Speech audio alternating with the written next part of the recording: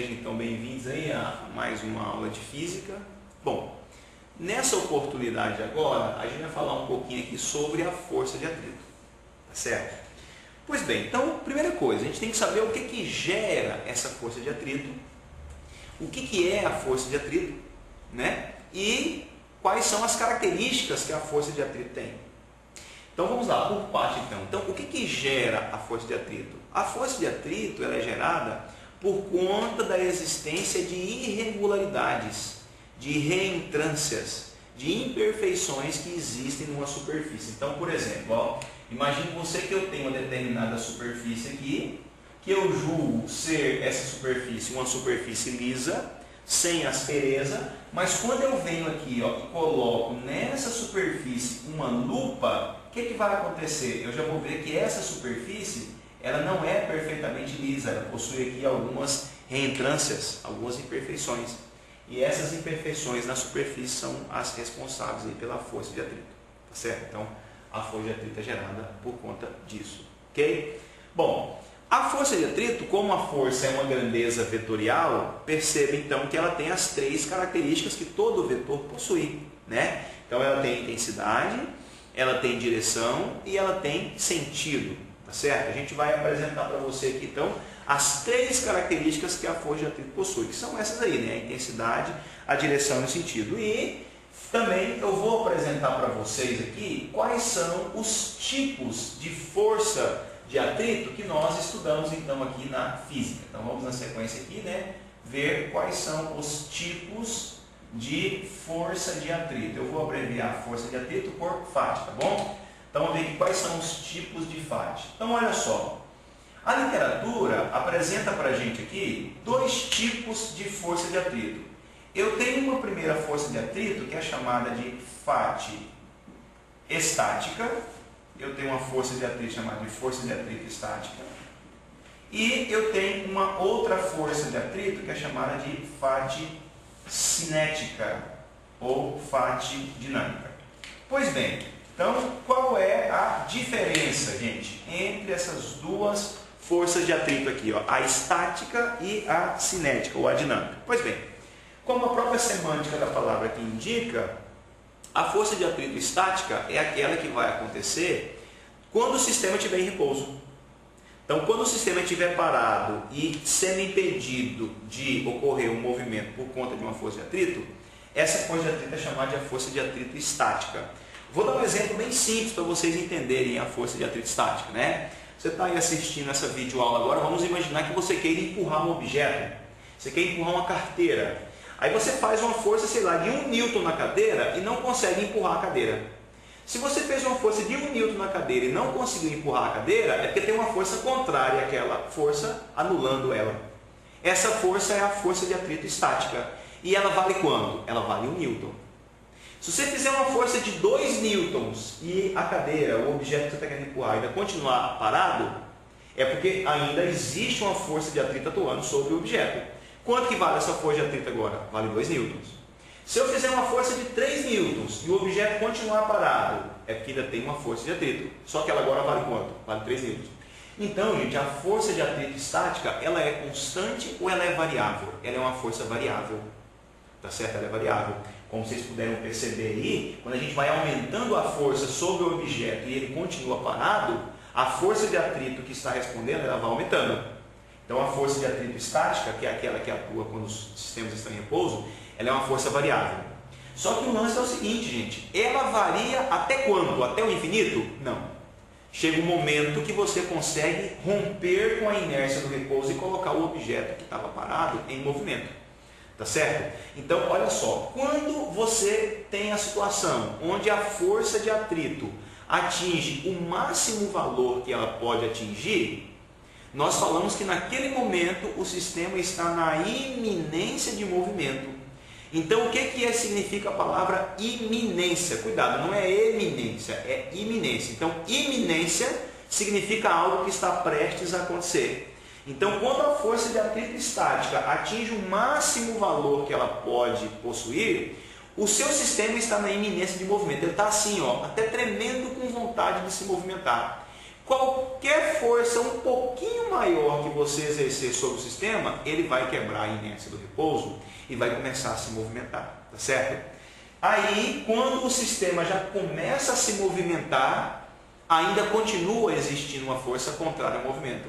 Essa força é a força de atrito. Só que agora é o atrito que nós chamamos de atrito o quê? Atrito cinético. O atrito cinético, diferente do atrito estático, ele já é uma força que tem uma intensidade o quê? Constante. Certo? Então a primeira tem uma intensidade variável, a segunda tem uma intensidade o quê? Constante. Essa segunda tem uma intensidade constante e ela é menor do que o máximo valor que a primeira possui. Na prática, a gente consegue muito bem evidenciar isso, né? Você tenta lá empurrar o objeto, sei lá, o seu guarda-roupa, um armário, algo muito pesado. Você vai lá, faz uma força medonha no objeto, aí não consegue empurrar ele. Aí você para, descansa um pouco, depois você vai lá e faz uma força, quando você está quase desistindo de empurrar, você consegue quebrar com a inércia do repouso. E aí você vai lá empurrando aquele objeto. Perceba que a dificuldade maior foi em você quebrar a inércia do repouso. Depois que você quebrou a inércia do repouso, você não encontrou mais tanta dificuldade para continuar colocando aquele objeto em movimento.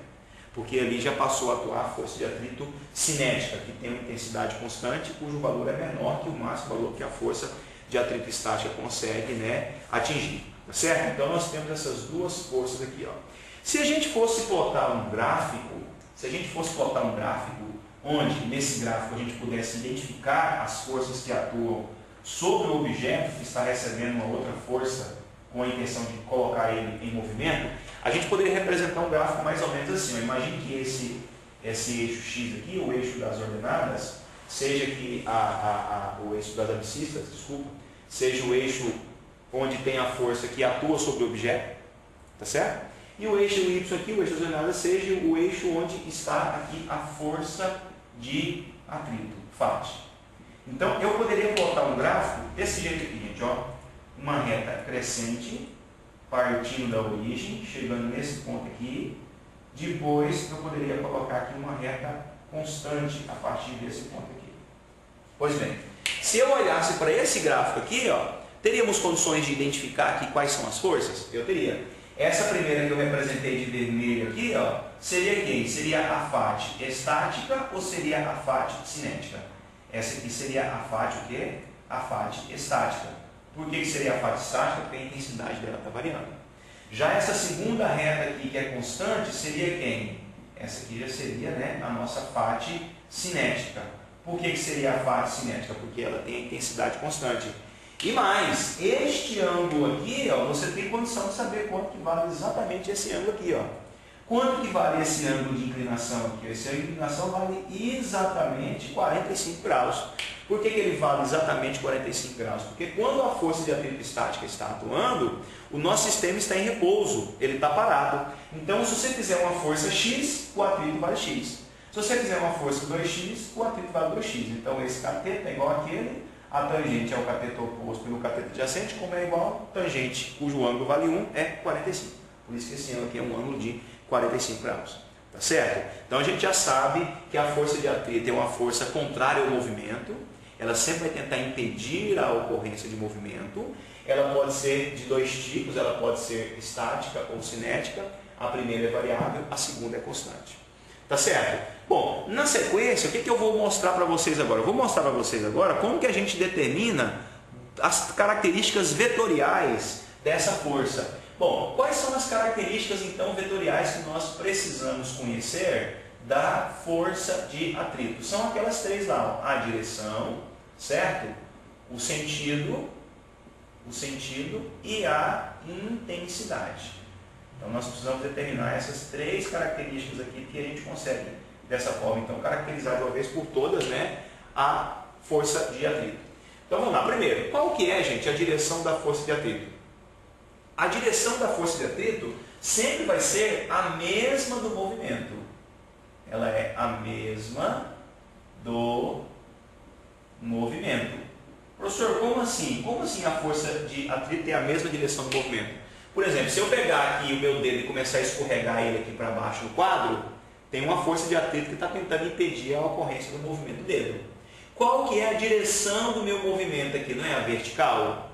o sentido do movimento é para baixo, mas a direção é vertical. A força de atrito está apontando para cima, então ela tem um sentido contrário, mas a direção dela também é vertical. Se eu colocasse de repente o meu dedo aqui na horizontal e estivesse passando o dedo aqui na horizontal para a direita, tem uma força de atrito ali para a esquerda, mas a direção das duas é a mesma, que é horizontal, tá certo? Então a direção da força de atrito sempre vai ser o quê? A mesma do movimento. E o sentido? O sentido já é o quê? Contrário ou oposto. Oposto ou contrário ao movimento. Contrário ao movimento. Beleza, então o sentido da força de atrito ele sempre vai ser oposto ou contrário ao movimento. E por último vem aqui a intensidade. Como que você mensura, como é que você calcula a intensidade da força de atrito? Você calcula a intensidade da força de atrito usando essa equação aqui, ó. Φ é igual a μ vezes a normal. Pronto. Você usa essa equação para medir a intensidade da força de atrito. Pois bem, quem que é quem nessa equação aqui? Ó? O Φ indica o quê? A intensidade da força de atrito. Esse μ, gente, o que, que o μ indica? O μ é um coeficiente chamado de coeficiente de atrito. Esse coeficiente de atrito aqui, ó, ele, primeiro, é uma grandeza adimensional. Por que ele é uma grandeza adimensional? Porque ele não tem unidade. Se você isolar ele aqui na equação, a normal está multiplicando, passa para lá dividindo. O μ vai ser definido pela razão de duas forças, então a unidade é a mesma, em cima e embaixo, porta a porta, ele não tem unidade. As grandezas que não possuem unidade são o que nós chamamos de grandezas adimensionais. Esse coeficiente de atrito, pessoal, ele depende de qual característica? Ele depende da superfície. Quando a gente vê uma superfície muito lisa, o μ é baixo. Quando a gente tem uma superfície muito áspera, o μ é grande, então se aumenta o μ e aumenta, obviamente, a força de atrito. O N é a força normal, que é a força devida ao contato do corpo com a superfície. Então tem que tomar muito cuidado com essa força normal, porque a força normal não tem uma equação pronta e acabada para você determinar ela. Cada caso é um caso. Por exemplo, se o objeto que você estiver trabalhando tiver uma superfície horizontal, a normal é igual ao peso. Se ele estiver já num plano inclinado, vocês podem conferir no canal aí a videoaula no plano inclinado, se ele está no plano inclinado, a normal já é quem? Já é o PY, que é P cosseno θ. Então, cada situação você vai determinar a força normal de uma maneira diferente. Tá certo? Então, essa aqui é a expressão que a gente usa para calcular a força de atrito. Eu gostaria de deixar apenas uma reflexão para vocês aqui sobre a força de atrito. Olha só, o freio ABS. Todo mundo já deve ter ouvido falar do freio ABS. Quais são as características do freio ABS? Ele é mais eficiente ou ele é menos eficiente que o freio convencional? Então, vamos lá. O freio ABS ele é mais eficiente do que o freio convencional porque ele tem uma intensidade maior do que o freio convencional. Como que funciona o freio ABS? O freio ABS é assim, ó, ele não permite que o carro derrape. Então, quando você está no veículo dirigindo um carro que tem freio ABS e pisa no freio de uma vez, a gente até sente o volante dar uma trepidada. É como se você estivesse no freio convencional bombando, né, aquele freio ali, né, para ele ir parando aos poucos. Por quê? Porque se você pisar no freio convencional e ele derrapar, o que vai acontecer? Quando o carro está derrapando, qual é o atrito que está atuando? O atrito que está atuando é o atrito cinético. E o atrito cinético tem uma intensidade maior ou menor do que o atrito estático? Ele tem uma intensidade menor. Então, assim, o atrito do carro que possui ABS é o atrito estático, porque ele não permite que o carro faça o quê? Que o carro derrape. Tá certo? E um outro detalhe, gente, aqui sobre a força de atrito, o coeficiente de atrito em especial, é a gente, né, que conduz aí, você que tem o seu veículo, toma cuidado para você não andar com o seu carro com o pneu careca, porque quando o pneu do veículo está careca, o que aconteceu? O atrito, a aderência dele com o solo diminuiu. Então a força de atrito, que é a força que segura o veículo numa curva, que faz o veículo conseguir tracionar a roda, essa força diminui. Então você pode correr aí algum risco, né, conduzindo um veículo que está aí com o pneu careca, né, ou excedendo o limite de velocidade numa pista que possui água. Aí você vai ter o efeito da aquaplanagem. A aquaplanagem é nada mais, nada menos quando você tem uma superfície revestida, coberta com água, e isso acaba contribuindo para a redução do coeficiente de atrito, ou seja, para a redução da aderência lá do carro com o asfalto. Ok? Pois bem, essa foi a nossa aula sobre as forças de atrito, né? Eu agradeço a sua atenção. Até mais. Boa sorte.